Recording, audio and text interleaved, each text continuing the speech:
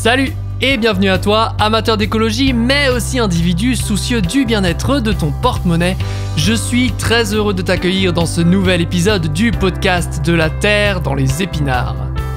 On l'a vu dans l'épisode numéro 2 relatif à l'empreinte carbone, le poste alimentation est l'un de ceux qui pèsent le plus lourd sur nos émissions de gaz à effet de serre. En dehors de l'impact carbone, d'autres enjeux entrent aussi en compte.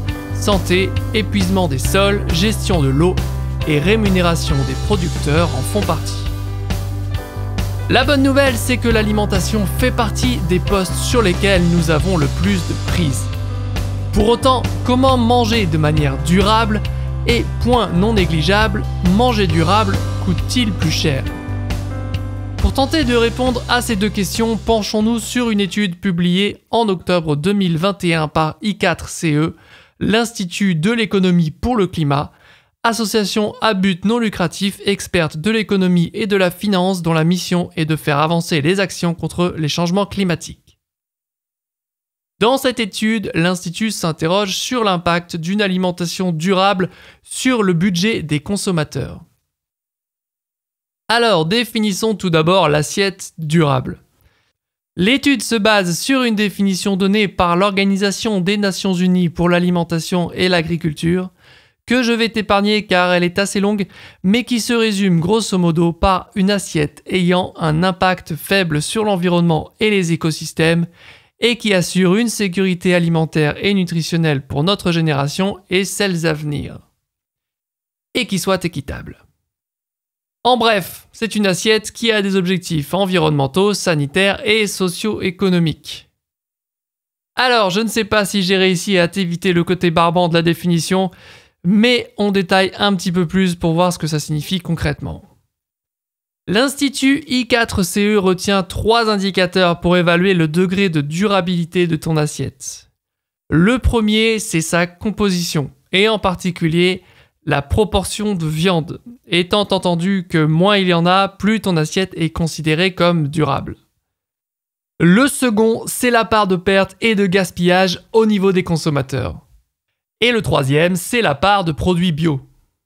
Concernant ce dernier indicateur, l'Institut indique assimiler les produits labellisés AB à des modes de production durables, mais il s'agit pour lui d'une hypothèse simplificatrice, car cette certification néglige la conservation des sols, mais il s'agit de la seule certification environnementale pour laquelle il avait assez de données pour mener cette étude.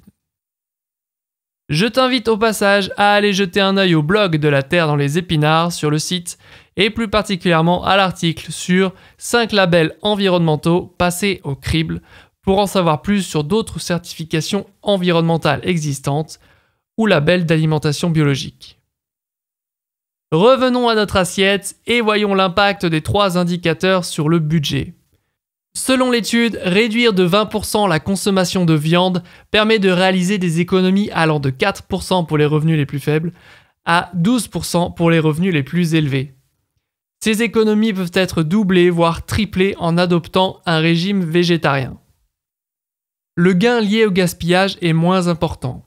Si à la diminution de la quantité de viande, on ajoute une diminution de moitié du gaspillage, on gagne de 3 à 5% d'économies supplémentaires.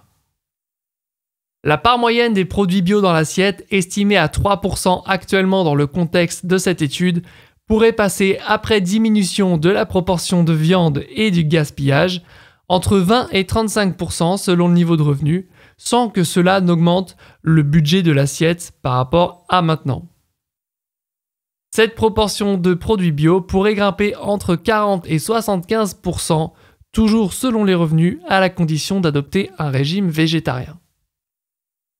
Il semble donc qu'il soit possible de manger de manière plus durable en diminuant la proportion de viande et en augmentant la part de produits bio pour un même budget, voire en faisant quelques économies selon la part consacrée au bio. Il ressort toutefois également qu'une alimentation 100% bio, même en supprimant la viande, revient plus cher.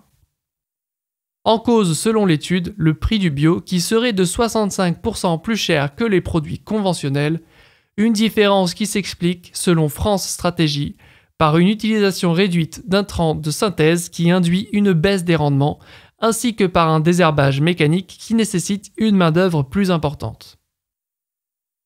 Pour parvenir à une assiette 100% bio, il faudrait que ce surplus ne soit que de 10%, ce qui semble peu viable pour les entreprises selon l'I4CE. Mais peu importe, c'est déjà une bonne nouvelle, on peut se diriger vers une assiette plus durable sans modifier son train de vie. Enfin financièrement parce que du coup si ça modifie quand même un peu ton régime alimentaire. De toute manière, tu commences à connaître l'idée, même si tu ambitionnais de passer à un régime végétarien du jour au lendemain, tu aurais peut-être du mal à tenir la distance, donc si tu arrives à diminuer ta consommation de viande, c'est déjà un premier pas. Selon une autre étude menée conjointement par WWF et Eco2 Initiative en 2017, réduire les protéines animales permet de réduire de 10% l'impact carbone de ton assiette, et supprimer la viande rouge diminue par un peu plus de 4,5 ce même impact. Autant dire que c'est un grand pas. Comme toute étude, celle-ci a ses limites et on peut s'interroger notamment sur la question du prix des produits bio. Il semble que l'étude retienne un prix moyen auquel les consommateurs achètent des produits bio.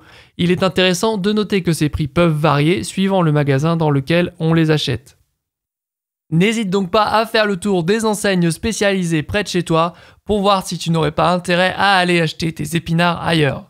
Hey, t'as réussi à placer les épinards, bien joué. En résumé donc, pour manger plus durable sans exploser le budget, une stratégie viable est de diminuer les quantités de viande et profiter des économies ainsi faites pour augmenter la part de produits bio. Allez, c'est parti pour retravailler le menu de la semaine. En attendant, on arrive à la fin de cet épisode, j'espère que ça t'a plu.